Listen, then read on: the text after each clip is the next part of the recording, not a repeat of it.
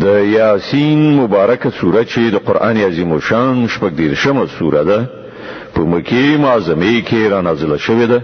دریاتیا مبارک آیاتونه لري. تلاوت او پښتو ترجمه یې لومړی آیت څخه اوري. اعوذ بالله من الشیطان الرجیم. پناه وړم الله تعالی شړل شوی شیطان څخه. بسم الله الرحمن الرحیم. د الله په نوم چې ډیر زیات مهربان پورا رحم لرونکی دی. یاسین والقرآن الحکیم انك لمن المرسلین على صراط مستقیم. یاسین قسم ده په قرآن حکیم چې ته په یقیني ډول له پیغمبرانو څخه په سم لاره. تنزيل العزيز الرحيم لتنذر قوما ما أنذر آباؤهم فهم غافلون. او دا قرآن د برلاسی او رحم لرونکي ذات لخوا نازل کړی شوی دی ترڅو چې ته یو داسې قوم متوجه کړي چې د هغو پلرونو نیکونو متوجه کړی شوی نو او له دې کبله هغوی په غفلت کې غورځېدلي دي. لقد حق القول على أكثرهم فهم لا يؤمنون. له دوی نه زیاتره خلک د عذاب د فیصلې وړ ګرځېدلي دي. له همدې امله هغوی ایمان نه راوړي. إنا جعلنا في أعناقهم أغلالا فهي إلى الأذقان فهم مقمحون. مونږ د هغو په غاړو کې توقونه چولې دي چې په هغو سره هغوی تر زنو پورې نښتي دي. له دې امله هغوی سرونه پورته نیولي ولاړ دي. وجعلنا من بين أيديهم سدا ومن خلفهم سدا فأغشيناهم فهم لا يبصرون. مونږ یو دیوال د هغو په مخ کې درولای دی او یو دیوال د هغو تر شا. مونږ هغوی په خلی دي هغوی اوس هیڅ نه ویني. وسواء عليهم أأنذرتهم أم لم تنذرهم لا يؤمنون.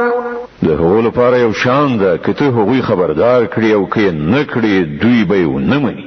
إنما تنذر من اتبع الذكر وخشي الرحمن بالغيب فبشره بمغفرة وأجر كريم. ته خو هماغه څوک خبردار کولای شي چې د نصیحت پیروي وکړي او لنالیدلی رحمان خدای نه وویریږي. هغه ته د بخښنې او غوره اجر زیری ورکړه. إنا نحن نحيي الموتى ونكتب ما قدموا وآثارهم وكل شيء أحصيناه في إمام مبين. مونږ په باوري توګه یو ورځ د مړو ژوندي کوونکي یو. کومې چارې چې هغو سرته رسولي دي مونږ هغه ټولې لیکو او کوم آثار چې هغوی وروسته پریښي دي هغه مونږ ثبتوو. مونږ هر څه په یو څرګند کتاب کې درج کړي دي. واضرب لهم مثلا أصحاب القرية إذ جاءها المرسلون. دوی ته د مثال په ډول د هغه کلی د خلکو قصه واوروه چې کله هغه ته پیغمبران راغلي وو. إذ أرسلنا إليهم اثنين فكذبوهما فعززنا بثالث فقالوا إنا إليكم مرسلون. کله چې موږ هغه ته دوه پیغمبران ولېګل او هغوی دواړه دروغجن وګڼل بیا موږ دریم د مرستې لپاره ولېږل او هغوی ټول وویل موږ تاسو ته د پیغمبرانو په توګه لېږل شوي یو. قالوا ما أنتم إلا بشر مثلنا وما أنزل الرحمن من شيء إن أنتم إلا تكذبون. د کلی خلکو وویل تاسو بل څه نه مګر زمون په څیر څو انسانان او رحمان خدای هیڅ کله کوم څه نه دی نازل کړي تاسو مازې دروغ وایي. قالوا ربنا يعلم إنا إليكم لمرسلون.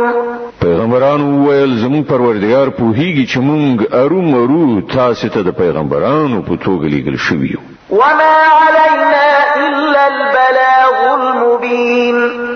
او پر مونږ باندې له روښانه څرګند پیغام رسولو نه پرته نور څه مسؤلیت نشته. قالوا إنا تطيرنا بكم لئن لم تنتهوا لنرجمنكم وليمسنكم منا عذاب أليم. د کلی خلکو ویل مونږ خو ستاسو قدمونه د ځان لپاره بد فال ګڼو، که تاسو لاس وانه خلئ نو مونږ به تاسو سنګسار کړو او زمونږ له خوا به تاسو ته دردناک عذاب ورسیږي. قالوا طائركم معكم أئن ذكرتم بل أنتم قوم مسرفون. پیغمبرانو جواب ورکړ ستاسو بد فعل خو په خپل له تاسو سره دی. دا خبره تاسو له دې کوي چې تاسو ته نصيحت وشو. اصلي خبره دا ده چې تاسو له حد وتلی خلک یې. وجاء من أقصى المدينة رجل يسعى قال يا قوم اتبعوا المرسلين اتبعوا من لا يسألكم أجرا وهم مهتدون. په دې ترڅ کې د ښار له لرې ګوښینه یو سړی په منډه راغی او ویل ای زما قومه د پیغمبرانو پیروي غوړه کړئ، د هغو خلکو پیروي وکړئ چې له تاسو نه څه اجر نه غواړي او پر سمه لار دي. وما لي لا أعبد الذي فطرني وإليه ترجعون.